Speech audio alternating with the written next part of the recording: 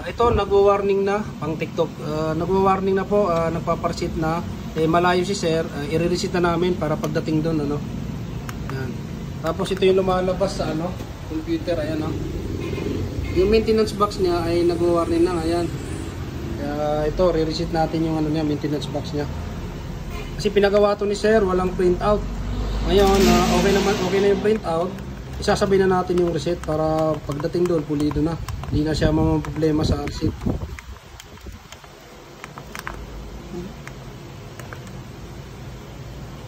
Reset na, reset na yan.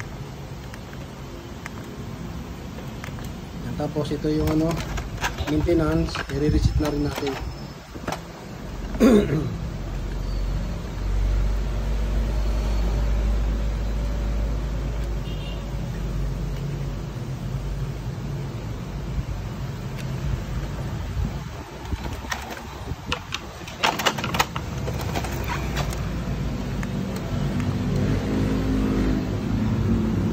Yan, tapos makikita niyo dito, wala na yung parang yung warning, ayan o, yung ano, puno na siya.